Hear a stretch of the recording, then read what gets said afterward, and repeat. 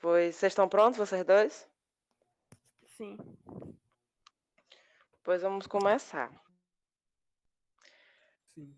Boa noite. Então, esse seminário de zootecnia geral vai abordar o assunto de raças de aves poedeiras. O grupo é composto por mim, Gabriela, pela Graziele, que também vai apresentar, e pelo Breno, que também vai apresentar. E o Eric Rian e o Pedro de Castro ajudaram na produção do slide. Pode passar.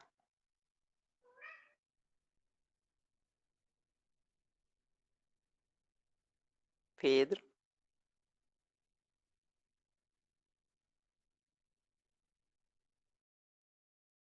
Então, sumário da apresentação. A gente vai falar do local de origem, da formação da raça com relação aos cruzamentos formadores, as características morfológicas ou técnicas e um pouco de uma análise das raças em relação ao clima brasileiro e nordestino.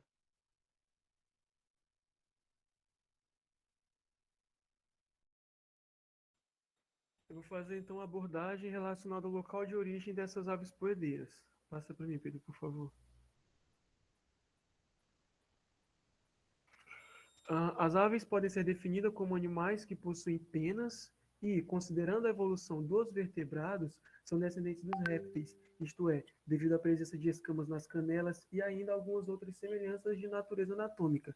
Como a gente pode ver nessa imagem, né, que é uma representação do que é dito como a primeira ave ou a ave original, que seria então o que deu origem às aves que a gente conhece hoje, lá no período, né, Jurássico, enfim, no período pré-histórico. A gente pode observar aqui nas canelas delas, ó, presença de escamas, tá? Algumas outras estruturas que foram perdidas, como os dentes, né? E algumas outras que evoluíram, como essa região aqui mais proeminente da face, que hoje então é o que deu origem ao que hoje a gente vê como sendo o bico, né, das aves. Passa para mim, Pedro, por favor. A domesticação das galinhas, mais especificamente galos domésticos, foi muito remota, ou seja, se deu num período muito antigo, né, e é de um complexo entendimento.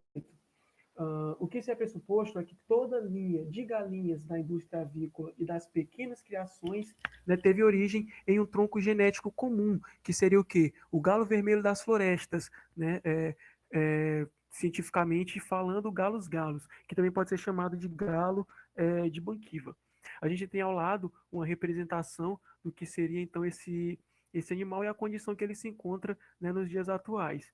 É uma raça que ainda existe, tá? Só que ela ainda se encontra em um estado selvagem. Por mais que ela tenha dado origem a essas raças que a gente tem hoje, que são domesticadas, ela ainda é uma raça selvagem. E a gente vê que ela é uma raça que é predominante lá naquela região onde foi dada a sua origem, né? Que é a região de quê? De Ásia, sendo mais comum na Índia, na China, na Tailândia, no Vietnã, em Java e em Sumatra. Passa para mim, Pedro, por favor. O início da domesticação das galinhas ocorreu no continente asiático há cerca de 3.200 anos antes de Cristo, quando se era um hobby promover briga de galos. Né? Com o passar dos tempos, as aves representaram para os povos diversos símbolos de oferendas, como a gente vê em algumas outras religiões atualmente, que tem, por exemplo, bovinos como símbolos de devoção, símbolos de fé e de submissão, né, em determinadas religiões. A galinha também já teve o seu momento aí.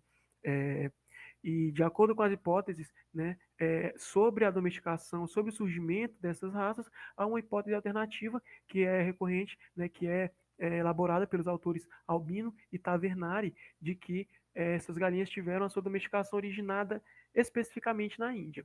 Porém, a maioria dos outros pesquisadores que também pesquisam relacionados à origem desses animais, né, afirmam que esse processo se iniciou não na Índia, mas no continente asiático como um todo. Aqui do lado a gente continua com representação do que seria então esse galos, né, que é o que deu origem aí a essas galinhas domésticas que a gente conhece hoje. Passa para mim, Vitor, por favor. A partir da sua domesticação na Ásia, a galinha foi introduzida na China e no Egito, de onde foi para a Europa. Com a conquista do Novo Mundo, as galinhas foram então introduzidas nas Américas pelos colonizadores portugueses. Mais especificamente quando se fala de Brasil. Em algumas outras regiões da América ela foi introduzida, né, pelos ingleses, holandeses, enfim. Aqui na lateral a gente tem então um mosaico da Roma Antiga, né, retratando galinhas já domesticadas. Isso na Roma Antiga, para a gente ter mais ou menos uma base de como é antiga a domesticação desses animais. A gente vê ao centro um jarro, alguma coisa semelhante, com alguns grãos que dá um indicativo de que seja o milho ou alguma outra coisa relacionada à alimentação desses animais, o que acaba induzindo a gente a ter uma percepção e a deduzir que esses animais eles já eram domesticados. De que forma? De uma forma em que esses criadores eles já possuíam armazenamento de alimentos para essas aves, provavelmente para engorda e para consumo próprio. Passa para mim, Pedro, por favor. Agora no Brasil. No nosso país, a produção de aves se iniciou em 1532 com a vinda das primeiras raças de galinhas que foram trazidas e introduzidas pelos colonizadores portugueses. As aves eram criadas soltas nos quintais ou nos arredores da casa, onde eram alimentadas com sobras de comida, grãos e insetos. Então, nessa época, eles ainda não tinham essa noção de manejo para que essas raças de aves elas fossem, criadas de uma forma a ter a maior produção possível, tanto de carne quanto de ovos. Passa, Pedro, por favor.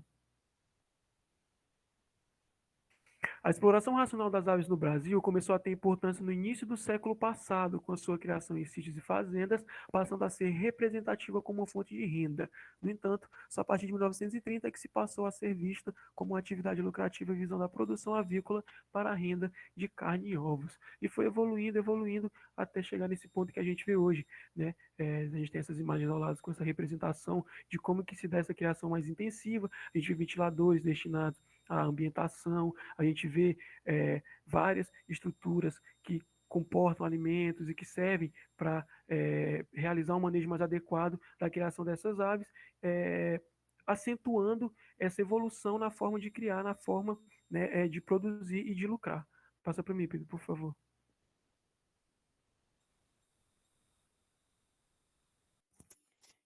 Boa noite, eu vou falar um pouco sobre a formação das raças de aves poedeiras e seus cruzamentos. Pode passar. Aqui eu vou falar um pouco mais sobre os tipos de cruzamento existentes nessa área comercial das galinhas poedeiras. É importante mencionar que todas as raças elas se originaram do galo vermelho das florestas, galos, como o Breno já mencionou, também chamado de galo de Banquiva. E aí a gente vai ter os tipos de cruzamentos. O primeiro cruzamento se dá entre o galo de raça pura e a galinha híbrida. Nesse cruzamento, se o objetivo ele for criar aves para o abate, ele deve-se evitar o cruzamento entre os galos de raças pura com galinhas híbridas para a postura. A gente também tem o cruzamento de galo de raça pura e galinha de pé duro. Esse cruzamento ele não é uma boa combinação pela baixa produtividade que essas aves apresentam, tanto no ganho de peso como na postura de ovos. Então, é um cruzamento que é melhor evitar. A gente também tem o cruzamento entre galinha de raça pura e o galo pé duro, que esse cruzamento ele não vai favorecer as qualidades exigidas na avicultura familiar, então também é um cruzamento que é melhor evitar. A gente também vai ter o cruzamento entre galinha de raça pura e galo híbrido. Esse cruzamento ele pode trazer, sim, bons resultados de ganho de peso na criação da galinha caipira, desde que o galo utilizado nesse cruzamento não seja, no caso, o galo híbrido que vai ser utilizado nesse cruzamento, ele não seja de linhagem para a postura. Pode passar. Aqui a gente já vai falar um pouquinho mais sobre os cruzamentos. Então, dos cruzamentos, a gente vai ter a matriz de postura Embrapa 011, que era o tipo híbrida, que ela é uma linha de cruzamento que consiste em uma produção intensiva de ovos brancos, vai se caracterizar pela última rusticidade, longevidade e produtividade durante as fases de criação e produção. Ela é um cruzamento resultante entre as linhas Leghorn. A gente também vai ter a galinha negra, que é também essa galinha negra ela é obtida pelo cruzamento entre o galo da raça New Hampshire, que é um galo para corte, vai ser cruzado entre esse galo e a galinha Plymouth Rock Barrada, que é uma boa produtora de ovos. Então, esse cruzamento ele vai produzir descendentes machos carijosos, que são mais pesados, e fêmeas negras, que é a galinha negra, com o pescoço rajado de marrom. E aí a gente também tem a Hissex Brown and White, que ele é basicamente uma mistura entre três raças. Primeiro foi um cruzamento da New Hampshire com a Leghorn, que originou a Hissex White, E aí, desse cruzamento, foi utilizado mais uma, que é a Rhode Island, e aí originou essa galinha. Com isso, essa galinha, ela ganhou uma rica e expressiva, um tom meio avermelhado. Pode passar. Agora a gente vai falar um pouco mais sobre as raças puras e linhagens de galinha de postura. Então, nessas raças puras, a gente vai ter as raças puras de ovos castanhos. A gente vai ter a Rhode Island Red, que é essa primeira aí, que é uma raça com plumagem marrom, com algumas penas pretas na cauda, no pescoço e nas asas. A pele é amarela e a crista lisa. Devido à sua cor, ela é muito utilizada para a produção de híbridos sexáveis. Os pintos, eles vão apresentar uma mancha branca ou clara na asa, o que vai ser ausente nas pintainhas. Essa característica ela é uma facilitadora da identificação e a separação por sexo, que vai ser a produção de pintos de postura autossexados, que já é feito logo no primeiro dia de idade e vai favorecer o índice médio de eficiência de sexagem, que via ali entre os 80% e 90%.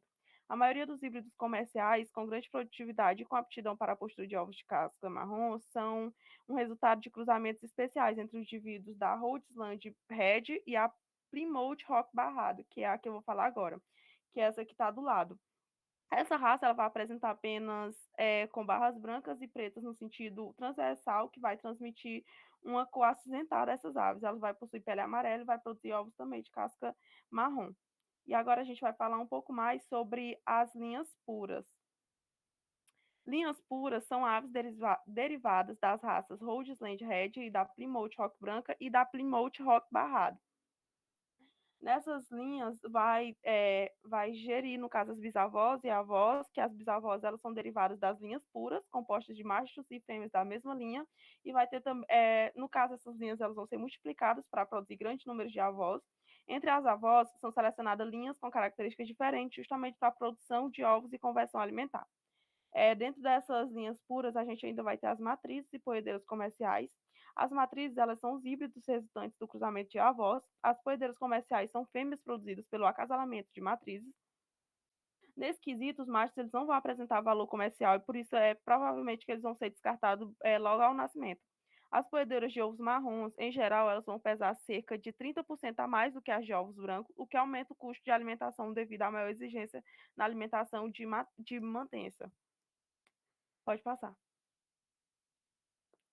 Aqui a gente já vem entrar um pouco mais sobre as linhas mais utilizadas. De novo, entrando aí, vai ter a caipira negra, que é a linhagem mais utilizada em sistema de semi-confinamento de galinhas poedeiras.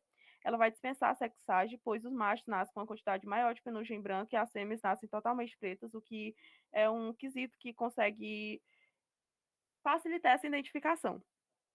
Nessa linhagem, a galinha é preta e o galo vai ser o carijó. O desempenho da galinha poedeira, caipira, negra vai estar apresentado na tabela 3, que eu vou explicar logo a seguir, onde vai ser verificado seu potencial de produção. As pintainhas, elas são vendidas logo no primeiro dia de vida.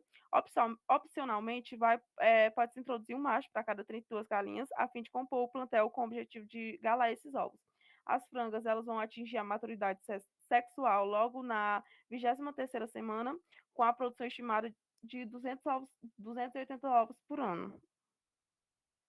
Já as galinhas vermelhas ou browns são galinhas vermelhas de ovos castanhos. Aí a gente vai ter 3 tipos, vai ter a Hissex, a Isa e a Lohan.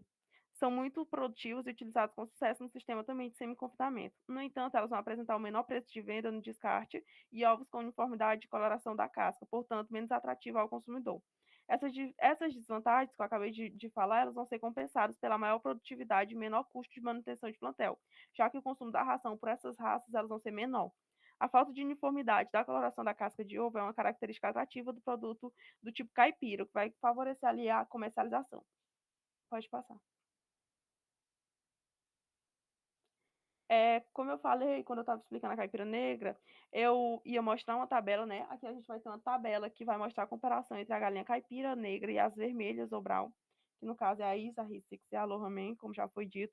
Então, nessa comparação, a gente tem que a caipira negra ela vai produzir vai produzir em média 280 ovos, o que vai equivaler a 23 dúzias, enquanto as vermelhas elas vão produzir 300 ovos, que vai dar em média 25 dúzias. O ovo da caipira negra ela vai ter uma casca castanha, com diversas tonalidades de gemas de coloração vermelha intensa, enquanto a da vermelha vai ser ovos grandes, cascas de coloração castanho escuro, uniformes e gemas vermelhas.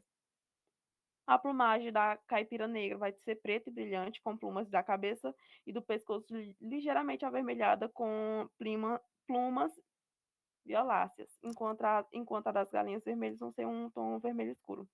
Patas e bicos vão ter cor pretos na caipira negra e amarelos nas galinhas vermelhas. O porte da caipira negra vai ser médio, enquanto da galinha vermelha vai ser pequeno. O peso médio da caipira negra vai ser 2,2 quilos, enquanto da vermelha vai ser 1,9 quilos. A mortalidade esperada dentro da produção dessas aves corredeiras vão ser a mesma, uma mortalidade de 8%. O consumo em ração vai ser, aos 3 meses de idade, a caipira negra vai precisar de 110 gramas, enquanto a vermelha vai precisar somente de 100 gramas. A partir dos 5 meses em diante, a caipira negra vai precisar de 118 gramas, enquanto a vermelha vai precisar de 115 gramas. O descarte. Na caipira negra, até esse momento de descarte, ela vai atingir um bom preço. Já na ISA, Rissex e Lohman vai apresentar o pequeno valor no descarte. Pode passar.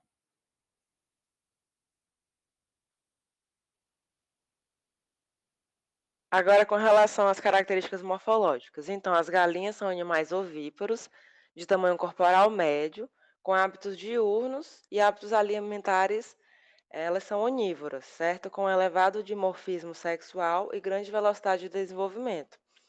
E isso é bom para uma elevada produção. O corpo das galinhas é dividido em cabeça, pescoço, tronco, que por sua vez é dividido em parte torácica, abdominal e pélvica, e o corpo delas também é composto pela cauda e pelos membros, sendo que existem membros pélvicos, que são os pés, e os torácicos, que são as asas. Pode passar, Pedro.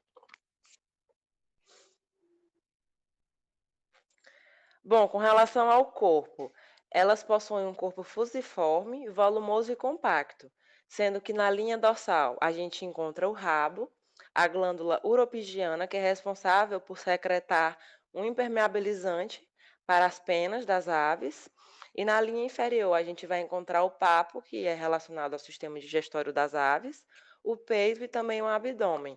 E nas linhas laterais a gente encontra as costelas e as asas. Pode passar, Pedro. Bom, agora falando da cabeça das galinhas. A gente vai encontrar algumas estruturas, como a crista e a barbela. A crista fica na parte de cima, como indicado na imagem abaixo, e a barbela é como se fosse a barbicha. E são estruturas relacionadas à termorregulação. Elas apresentam uma pele altamente vascularizada e isso facilita no processo de termorregulação das aves. Também na cabeça a gente vai encontrar as narinas, que elas têm um formato variável, diferente, entre as diferentes espécies de aves. E após as narinas a gente encontra a cavidade nasal, que é formada por 3 compartimentos que se comunicam livremente. Pode passar, Pedro. Bom, na cabeça a gente também vai encontrar o ouvido das galinhas. Inclusive, os ouvidos das galinhas são muito semelhantes ao ouvido da maioria dos mamíferos. Ela é formada por um lobo na parte externa, como é mostrada na imagem com a seta azul. Essa seta azul, ela está marcando o lobo da orelha, certo? E esse ouvido, ele se diferencia em ouvido interno, médio e externo, sendo que a membrana timpânica se localiza em uma depressão tubular da cabeça, que constitui o ouvido externo. Então, é muito, muito semelhante mesmo ao ouvido da maioria dos mamíferos. E os olhos, eles são grandes e possuem uma elevada acuidade visual, sendo que a visão nas galinhas é um sentido primário, é muito importante. Pode passar. Na cabeça, a gente também vai encontrar o bico, que ele serve para a seleção e a apreensão do alimento. E o bico, ele corresponde nos mamíferos aos lábios e os dentes, lembrando que galinhas não possuem dentes. E o bico, então, ele deriva da cutis e ele é coberto por uma camada fina de pele. Pode passar, Pedro. Agora, com relação às asas e os pés, como já foi dito, as asas elas estão relacionadas aos membros torácicos, certo? E o principal osso das asas é o húmero e ele se relaciona, então, se articula com o rádio, com a una e com as falanges. E os membros inferiores correspondem aos pés das galinhas. Cada pé possui quatro dedos e o pé, junto com a canela da galinha, é envolvido por uma pele modificada, que ela é resistente e queratinizada. E ela também está relacionada a funções termorreguladoras, juntamente também com algumas estruturas encontradas na cabeça das galinhas. Pode passar.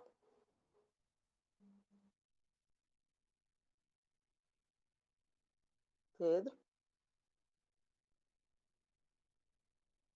Bom, com relação à pele das galinhas, é uma pele fina e flexível na maior parte do corpo e essa pele ela se organiza para que as penas se insiram nela de maneira adequada. E aí, então, a pele ela está relacionada à proteção contra substâncias e organismos prejudiciais, auxiliando também na termorregulação corporal. E, diferentemente de outros animais, elas não possuem glândulas sudoríparas e nem sebáceas. É por conta disso que existem várias outras estruturas no corpo da galinha que estão relacionadas a essas funções de termorregulação. A única glândula que a gente encontra, que já foi mencionada, é a glândula oropigiana, que secreta o impermeabilizante das penas das aves. Pode passar, Pedro. Bom, as penas, elas possuem algumas estruturas que auxiliam na sustentação do corpo da ave, formando uma intricada rede de barbas e bárbulas munidas de pequenos ganchos. Então, basicamente, a gente começa pelo cálamo, que é essa parte pontiaguda. É através dessa parte que a pena se insere na pele das aves. Depois do cálamo, a gente vai encontrar a raquis, que é como se fosse essa arte principal da pena. A partir da raque, vão se projetar vexilos ou barbas, que na imagem corresponde ao número 3. E a partir dessas barbas vão se ramificar partes ainda menores, que são as bárbulas. Pode passar. Agora, quanto aos tipos de penas, existem alguns tipos de penas e a gente vai falar de três tipos. A gente vai começar pelas penas de contorno, que na imagem de cima corresponde a essa maior. Elas são penas externas que cobrem todo o corpo e são essas penas de contorno, como o nome já diz, que dão o formato à ave empenada. E aí elas variam quanto a tamanho, nas diferentes espécies, e elas formam uma camada isolante que ajuda na manutenção da temperatura corporal.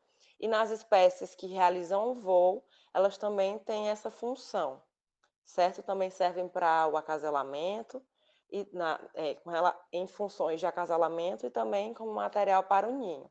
Pode passar. Outro tipo de pena é a semipluma, que ela já tem localizações mais específicas, nas margens das penas de contorno, próximas ao corpo. Elas também são comuns na região abdominal e elas auxiliam no isolamento necessário para reter o calor corporal durante o inverno e maximizar a absorção de calor no meio ambiente durante o verão. Então, a semipluma, na imagem abaixo, corresponde à da direita e na imagem acima, essa intermediária, de tamanho intermediário, que está relacionada, então, à manutenção do calor corporal. Pode passar, Pedro. E, por fim, a filopluma, que ela é bem característica porque ela parece um fio de cabelo rudimentar e ela está distribuída por todo o trato das penas do corpo, inclusive nas penas curtas da cabeça. Então, quando é realizado o processo de depenamento da galinha, da ave, o que fica na pele da galinha são justamente essas filoplumas. Pode passar. Agora, quanto a características zootécnicas, a gente resolveu fazer uma diferenciação em características zootécnicas de aves para obtenção de carne e, posteriormente, para obtenção de ovos. No caso, para as aves de obtenção de carne, como essas raças híbridas de corte, Kobe Vantres e o da Embrapa 021, elas precisam apresentar características ou técnicas específicas para o aumento da produção, como, por exemplo, alta conversão alimentar, que é o quê? O alimento ingerido é transformado em matéria corporal para ganho de peso. É importante também que elas ganhem rapidamente peso, que elas apresentem um crescimento uniforme, certo? Que elas sejam resistentes a doenças, que apresentem um peito bem largo e penas curtas para facilitar no processo de depenamento. Pode passar, Pedro. Outras características importantes para essas aves utilizadas na obtenção de carne é o empenamento precoce. Esse empenamento precoce é o desenvolvimento de penas ainda numa idade bem jovem, porque isso garante uma proteção maior para a pele e evita perdas por lesões, certo? Outra característica importante nessas aves para obtenção de carne é que a pele delas apresenta um pigmento amarelado mais forte, porque isso aos olhos do consumidor é visto como uma carne de boa qualidade, uma carne fresca e um frango que tem uma boa saúde. Pode passar, Pedro. Agora, com relação às características zootécnicas das aves poedeiras, certo? Para uma maximização da produção. É importante que elas apresentem uma baixa mortalidade, que elas realizem uma baixa conversão alimentar, porque, na verdade, o material ingerido agora vai ser utilizado para a obtenção, para o desenvolvimento dos ovos, certo? É interessante que elas realizem uma alta taxa de postura, acima de 240 ovos por ano, que esses ovos sejam grandes, que possuam uma casca resistente e uniforme, certo? E que elas tenham uma capacidade de pigmentar a gema, porque, novamente, aos olhos do consumidor, uma gema mais forte, de uma tonalidade mais forte, é vista como um alimento saudável e fresco. Também é importante que elas sejam resistentes a doenças. Pode passar, Pedro. Por fim, é interessante que elas tenham uma alta eclodibilidade, que é a relação entre os pintos nascidos e o total de ovos férteis incubados, que elas alcancem precocemente a maturidade sexual, justamente para que elas façam uma ovipostura maior, que elas sejam muito férteis e que o ovo tenha uma qualidade interna boa. Isso é medido como através de, por exemplo, de uma baixa incidência de manchas de sangue ou carne no interior dos ovos. E também é interessante que essas galinhas, elas apresentem uma baixa ocorrência de galinhas chocas, por exemplo. Então, essas características zootécnicas para a ovipostura, elas são encontradas nas raças híbridas de posturas, como a loma, branca e marrom, e também na Embrapa 011, diferentemente da 021, que é utilizada para obtenção de carne. Pode passar, Pedro.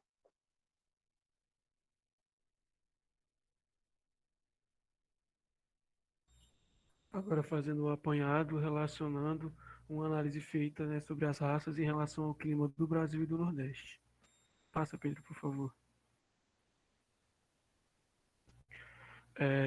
Trazendo então um contexto geográfico, né, sobre o ponto de vista da avicultura, não há um requisito fundamental que orienta a atividade ser melhor direcionada para esta ou para aquela região, isso falando, né, relacionado à temperatura, porque a gente sabe que hoje, de acordo com os manejos utilizados, a gente tem várias formas de contornar esses problemas que são, né, problemas, entre aspas, ambientais que não se tem um controle específico. Então, o que você pode fazer é, na sua granja, se a região é mais quente, colocar ventiladores, uma água na temperatura mais adequada, entendeu? Em alguns locais, né, bem mais tecnológicos, bem mais avançados, a gente já tem o uso de ar-condicionados, tudo em prol de fazer um manejo, né, mais adequado para que aquela galinha ela possa obter a maior taxa de produtividade dentro de um menor período de tempo, entendeu? Então, a relação que a gente vai ter maior não vai ser com a temperatura, e sim com outro fator que a gente vai falar posteriormente.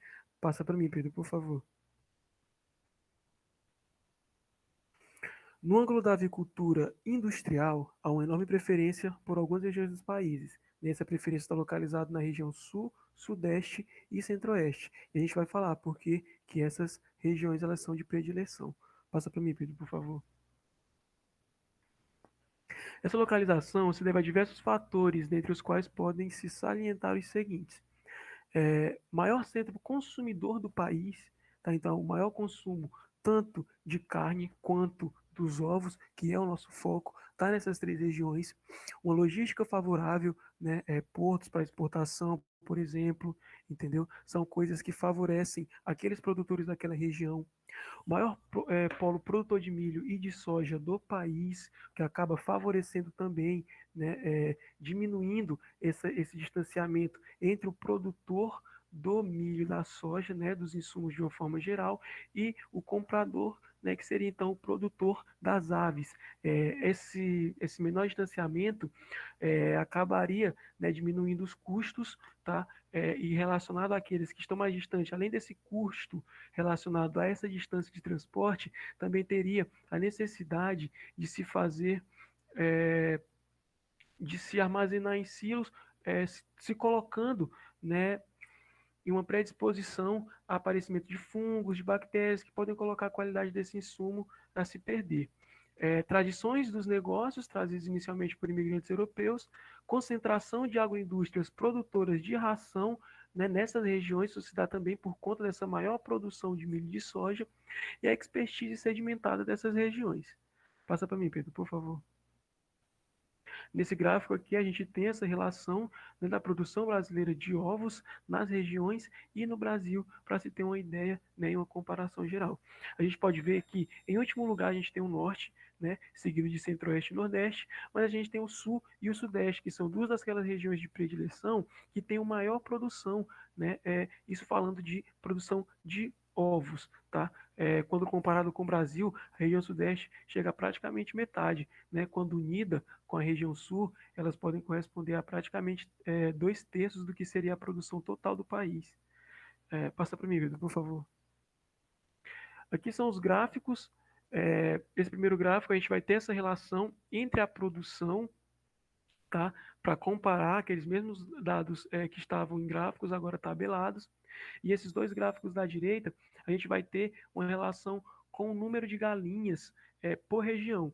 A gente tem uma quantidade de 242.767.457 galinhas produtoras de ovos, né, galinhas poedeiras no Brasil, e a maior concentração se dá nas regiões sul, tá? Nas regiões sudeste, que são os maiores criadores, né, dessas aves. Então, isso comprova para a gente aqueles dados que foram apresentados anteriormente, aquela relação entre a proximidade do produtor com o insumo, né, com o grão, tanto de milho quanto de soja, que são utilizados para fazer, né, a farinha de soja, a farinha de milho, que vão ser utilizados para fazer ração, né, no manejo aí dessas aves.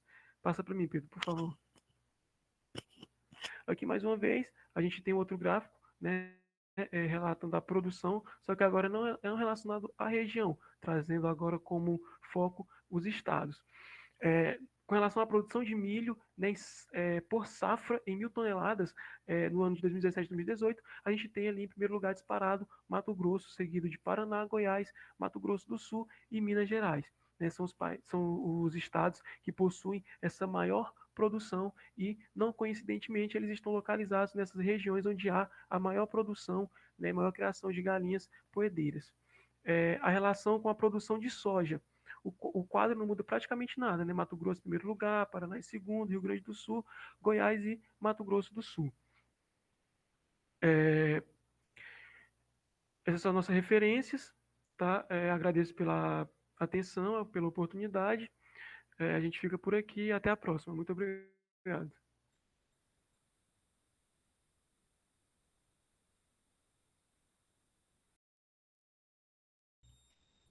Falou, gente. Me perdoe aí